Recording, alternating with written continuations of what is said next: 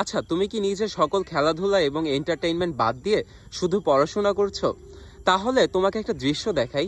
এটা হচ্ছে জাহাঙ্গীরনগর বিশ্ববিদ্যালয়ের একটা মাঠ, যেখানে আসলে সকল এইজের ছেলেমেয়েরা খেলাধুলা করছে। কিন্তু সমস্যা একটাই, যারা ছোট আছে তারা দেখবা খুবই শান্তিতে খেলছে, তাদের মাথায় কোনো চিন্তা নেই এবং তাদের বয়সটাই আসলে খেলাধুলার, যেমন তোমরা। কিন্তু আমাদের বয়সটা যখন আসে না, যে ইউনিভার্সিটির থার্ড ইয়ার ফোর্থ ইয়ার, তখন দেখবা সবার মাথার মধ্যে ক্যারিয়ার, জব এইসবের টেনশন চলে এবং আমরা প্রতিদিন চাইলেও খেলতে পারি না।